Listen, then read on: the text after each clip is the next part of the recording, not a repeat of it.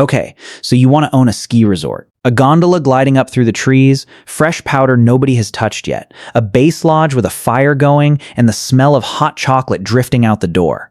That's the picture. That's what the brochure sells you. Show up at a resort like Vail or Park City on a Bluebird Saturday in January, and it looks exactly like that fantasy. Lift lines wrapping around the base area. Every parking lot full. People lined up 3 deep at the rental counter, paying whatever it takes to get on the mountain. You watch that scene and you think one thing. This place must print money every single day it snows. Here's the problem. Snow is the one input in this entire business you have zero control over, and the resorts that survive long-term are not the ones with the best mountain. They're the ones that figured out how to make money, whether it snows or not. By the end of this, you'll understand exactly why a resort can have a record-breaking winter and still be one bad balance sheet away from being sold off in pieces. Ski resort is one of those words that hides at least 4 completely different businesses under one lift ticket. A destination mega resort, the kind owned by a company like Vail Resorts or Alterra, competes on lodging, dining, real estate, and a season pass that works at dozens of mountains at once, not just the snow on one hill. A regional day trip hill survives almost entirely on local skiers driving in for an afternoon, with no hotel revenue and no destination tourism to fall back on. A small family-owned mountain, the kind still run by the family that built the first rope tow decades ago, often operates on wafer-thin margins and depends on volunteer labor and community goodwill just to keep the lifts running. And then there's the private ski club, a category unto itself, where membership fees and real estate sales matter far more than lift ticket revenue. And the goal isn't packing the mountain with guests. It's keeping the mountain uncrowded for a small circle of members willing to pay for exactly that scarcity. These aren't different flavors of the same business. They're different bets on where the money actually comes from, and that bet decides everything else you build on the mountain. Here's the trap that catches almost every first-time buyer looking at this industry. They look at a struggling regional hill in Vermont or upstate New York, see a modest price tag compared to a Rocky Mountain resort, and think, bargain. Why pay Colorado prices when I can buy a mountain in the Northeast for a fraction of the cost? But here's what that cheaper price actually means in practice. Northeastern mountains average vertical drops in the hundreds of feet, not thousands, which limits both terrain variety and the length of a season. Natural snowfall is less reliable, and warmer average temperatures mean more rain-on-snow events that can wipe out a base overnight. That forces you into snowmaking dependency for a much larger share of the season. Sometimes 80 or 90% of all skiable terrain relying on manufactured snow just to open at all. Out west, in Colorado or Utah, base elevations sit high enough that natural snow alone often carries a huge share of the season, and drier, colder air means the snow that does fall tends to stay. The cheap Vermont mountain isn't a bargain. It's a bet that you can run a snowmaking operation profitably enough to make up for what geography and climate won't give you for free. And that bet costs real money every single season, not just once at purchase. The first number that hits you is not the lifts. It is not the snowmaking. It is the land itself and what's buried underneath the price tag. Skiable terrain in North America trades at a rule of thumb value of somewhere between $1,000 and $5,000 per acre, depending on vertical drop, snow reliability, and how much of that terrain is actually skiable versus just steep forest that looks good in a photo but can't support a groomed run. A resort with high vertical drop, dependable snowfall, and diverse terrain across multiple aspects of the mountain sits at the top of that range. A smaller hill with a modest drop and unreliable natural snow sits at the bottom, for exactly the same reason ranch land is cheap in a drought-prone region.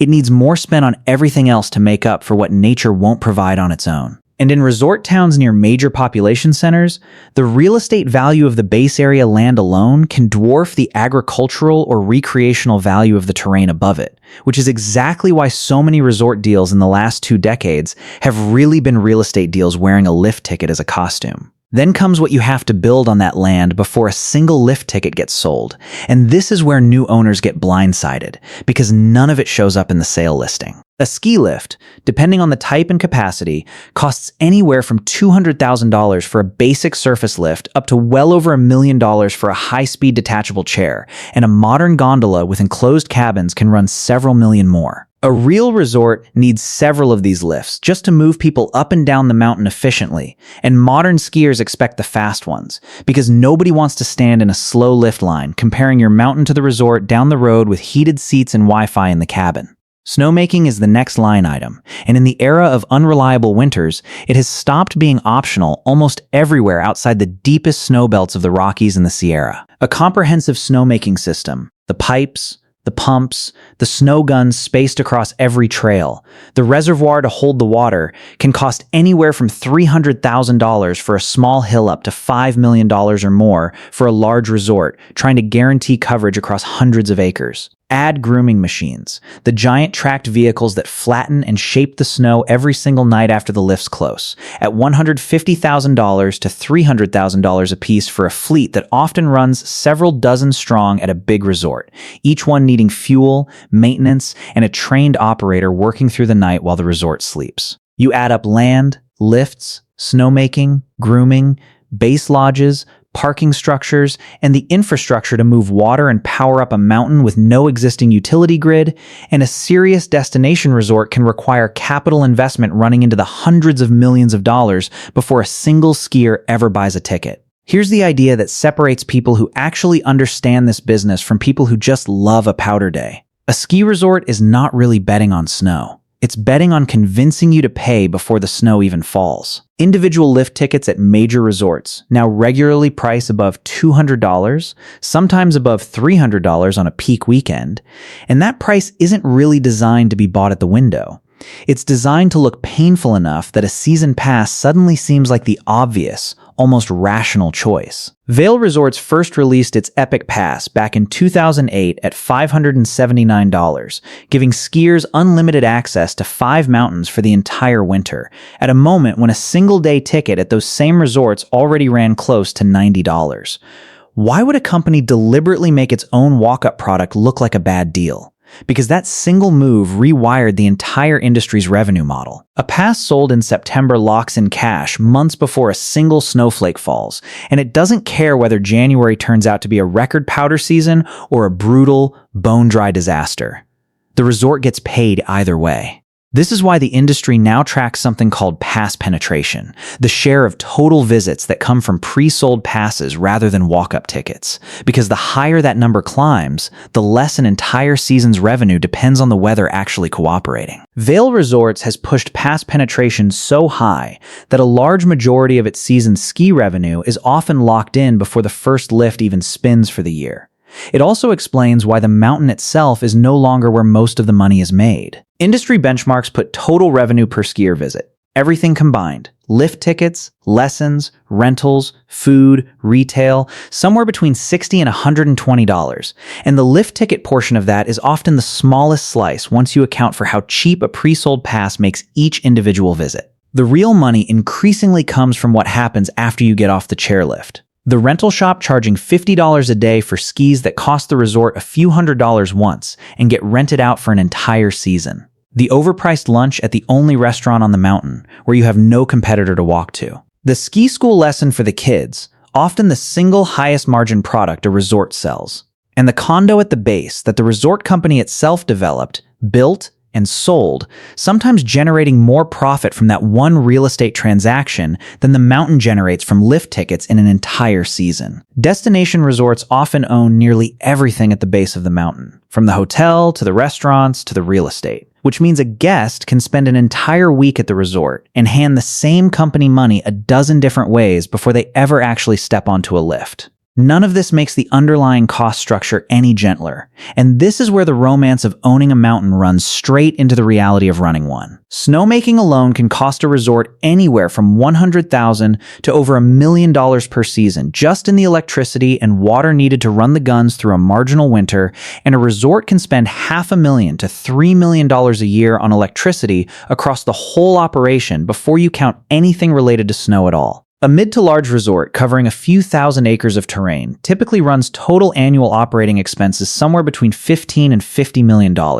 covering lift operators, ski patrol, grooming crews, food service staff, and the small army of people needed to keep a mountain safely open to the public every day of the season. Employee housing is its own quiet crisis because most ski towns sit in the middle of extremely expensive real estate markets with almost no flat land to build affordable housing on, which means a resort that wants seasonal staff every winter often has to build and subsidize housing for them just to have a workforce at all, an expense that has nothing to do with skiing and everything to do with simply being located somewhere beautiful enough that everyone else wants to live there too. You cannot cut snowmaking in a dry year and still open on schedule. You cannot cut grooming and still call yourself a resort worth the price you're charging. You cannot cut the lift maintenance contracts because a lift failure isn't a bad quarter. It's a safety catastrophe and a lawsuit that can end the business overnight. These costs run, whether the season is a record breaker or a disaster, and they run every single day the resort is open, not once or twice a year like a harvest. The clearest lesson in this industry isn't a small operator who bit off more than they could chew.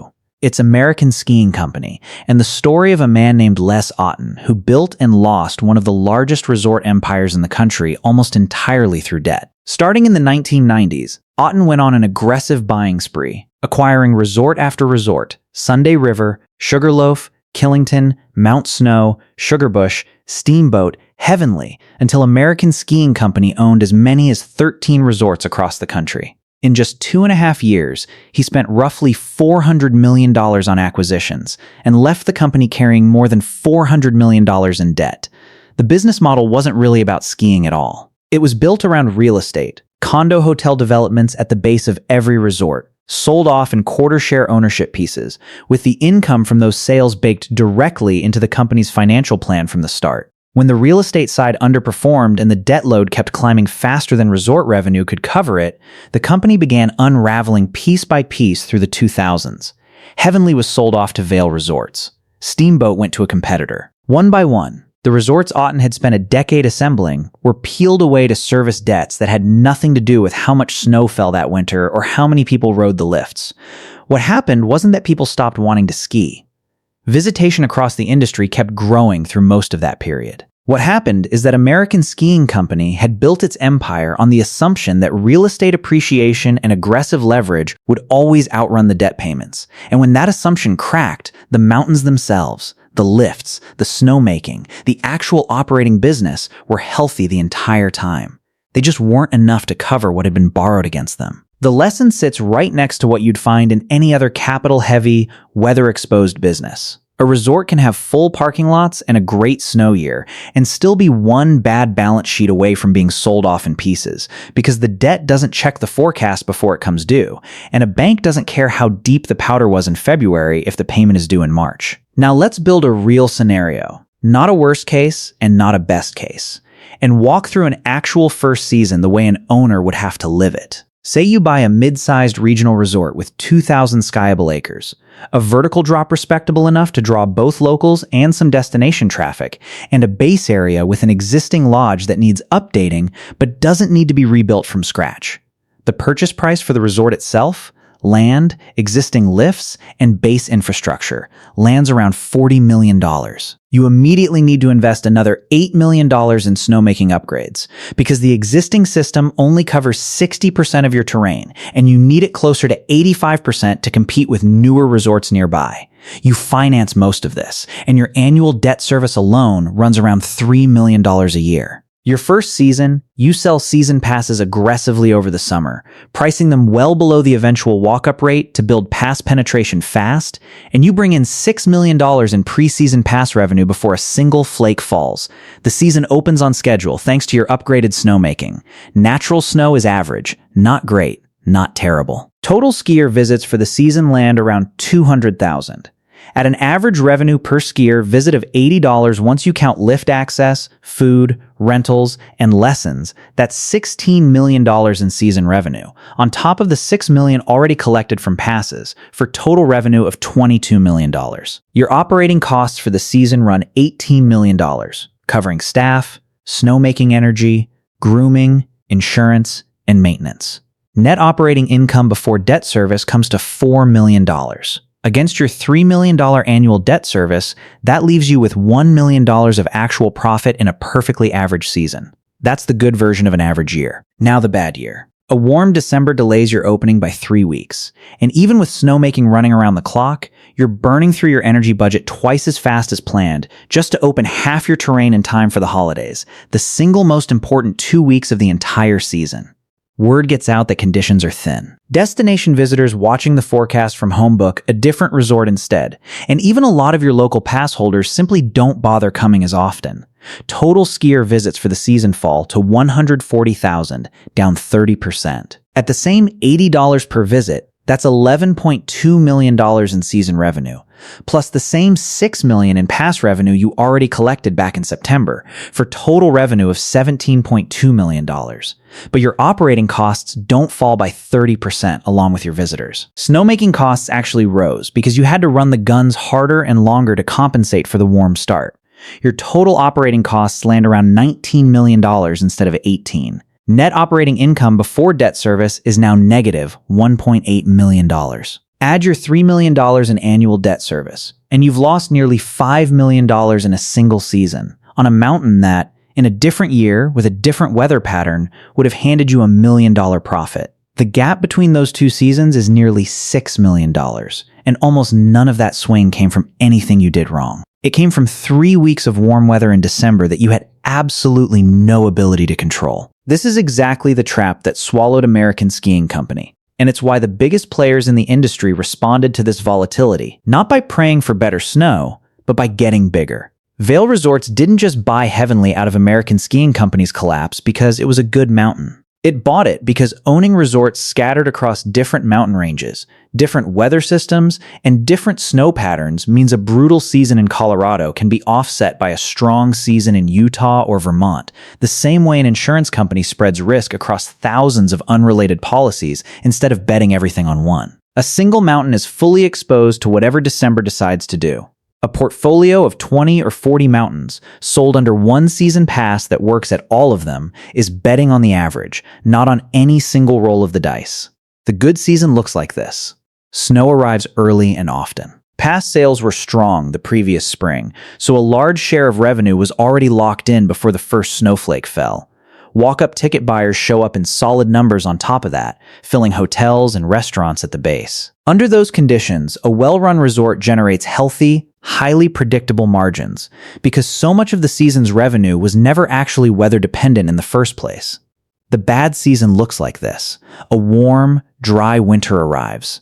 Natural snowfall is thin, and the resort has to run snowmaking around the clock at several times the normal cost just to keep terrain open at all. Destination visitors, watching the forecast from home, book somewhere else instead. Fixed costs, debt service, snowmaking energy bills, grooming, insurance, employee housing stay exactly the same regardless of how thin the snowpack is. Vail Resorts itself reported exactly this kind of season recently. Total skier visits falling several percent year over year, while total revenue still climbed because pass revenue, locked in months earlier, cushioned a fall that would have been brutal under the old day ticket only model a generation of resort owners used to rely on.